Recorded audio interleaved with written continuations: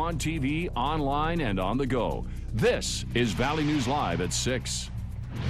The price for school lunches in at least 2 local school districts could be going up if proposed changes go through. If you have children in either Fargo or West Fargo Public Schools, the price you pay for breakfast and lunch could increase starting next year. Good evening, everyone, and thanks for joining us. After posting about the proposed changes on our Facebook page, many of you said you weren't happy about the recommended price increases. Valley News Team's Cornelius Hawker asks the districts why these changes are taking place and what, if any, difference will your children see in their meals. Fargo Public Schools business manager says they're proposing to increase school meal prices to be in compliance with federal regulations. They have requirements for what schools can charge on an average meal price, trying to get the average meal price for paid meals closer to that which the federal government provides funding for free and reduced lunch. We asked if the price increase meant food options would change for students, and this is the answer we got. From a student perspective, I think they'll be getting what they've always gotten. There'll just be a difference in the pricing structure for that. Fargo Public Schools is trying to approve an average meal price increase of 50 cents, with the prices topping out in the 2018-19 school year. People have just one little thing happen in their life, and we really find that they're not able to pay their bills. They're not able to get food on their table. Stacy Logering doesn't have an opinion for or against the proposed school meal prices. However, she says school is almost out. Families will now have to cook more meals throughout the summer, spending more money and potentially putting them in a bind when school starts back up if they have to pay a little more for school meals. Families are trying to figure out how are they going to change their bills around and how are they going to change their funds around a little bit in order to feed children. Leeds encourages families to apply for free and reduced lunches if they feel they can't pay for the proposed increases. There are families that fall just on the brink of qualifying for free and reduced, and a lot of that is self-reporting. And so if they don't report and we don't have knowledge of that, we just try to work with families and make sure we're being fair with our pricing without trying to overcharge. Cornelius Hawker, Valley News Live. West Fargo Schools released a statement to us saying they too are increasing meal prices to be in compliance with federal regulations. Tonight at their board meeting, they'll decide whether or not to approve the proposed increase. And we'll have that update tonight on Valley News Live, 10 at 10. Another rainy, overcast day, leaving much of the valley soggy. Let's head over to Hutch to see if the rain will continue this evening. Mr. Johnson? Well, we certainly are seeing some rain showers on the radar, but when we take a moment to think about our 3 to 4 days of soggy showers, the last 48 hours have been extensively wet in portions of Becker and Otter Tail counties, through the southern Red River Valley, through Richland, Sargent, and Ransom counties.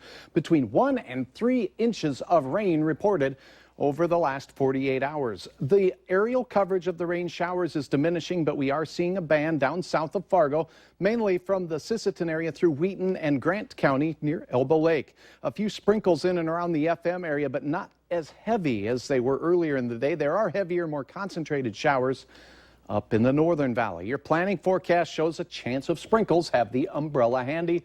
Have the jacket ready, too. Temperatures staying in the 40s before falling into the 30s overnight. Could some of the rain mix with snow? The short answer is yes. I'll have details on where the best chance of that will be here in a moment. All right, snow yet? Yes. Thanks.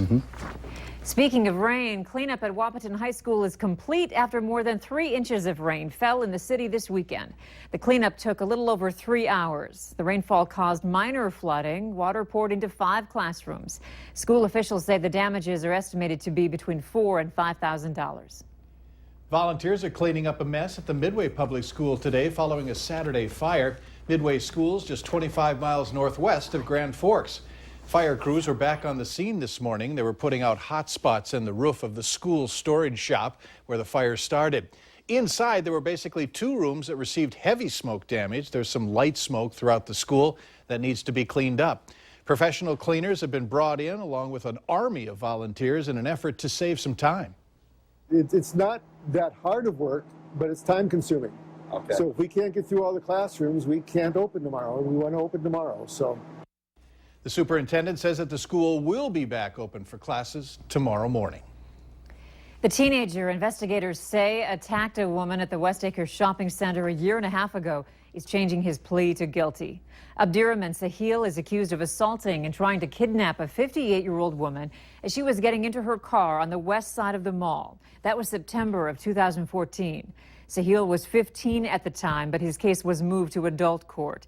His trial was to begin tomorrow, but now he's expected to be sentenced at the plea change hearing set for May 31st. Sahil remains in jail. He's also facing charges of rape and terrorizing in what authorities say was an attack on 2 female teenagers nearly a year before the West Acres incident. He's due in court on that in late July. Authorities are looking for this man. His name is Todd Richard Logan, and his family says they believe him to be in the area of Stowe's Lake. That's in northwest Douglas County in Minnesota. Logan is described as being 6 feet 3 inches tall. He weighs approximately 230 pounds.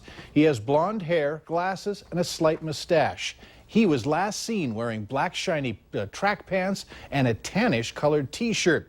If you've seen him or know where he could be found, you're asked to call the Douglas County Sheriff's Department. 4 men are now in custody, but police are still looking for 1 more inmate who escaped the Fort Totten Correctional Center on the Spirit Lake Reservation.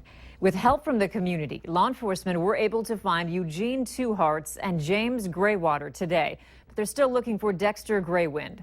James Graywater was found just a couple hours ago hiding in an attic at a residence on the Spirit Lake Reservation. Graywater is serving a sentence for drug charges. And again, Dexter Graywind is still on the loose. If you have any information, you're asked to call the Fort Totten Police Department. A man convicted of trafficking drugs in the Grand Forks area will spend the rest of his life in prison. Jose Luis de la Cruz was sentenced for distributing meth. Authorities called de la Cruz a dangerous drug trafficker. He was sentenced to 7 consecutive years for pistol whipping someone he thought was cooperating with law enforcement. Overall, the drug trafficking conspiracy moved more than 500 grams of a meth mixture around Grand Forks. 4 others have already been sentenced in this case. If you open your medicine cabinet or maybe the glove compartment of your car, you may run across some prescription medicine you no longer use. So what do you do with it? The answer is coming this Saturday, National Take Back Day. That's the day set aside when you can get rid of those sometimes dangerous and unwanted drugs in a safe and easy manner. It's free and anonymous, no questions asked. In Moorhead, you can drop off your old meds at the Main Avenue Hornbachers from 10 until noon Saturday. Or you can go to the Southside Hornbachers from noon until 2. In Fargo, you can bring them to the police department headquarters in downtown Fargo Monday through Friday during normal business hours.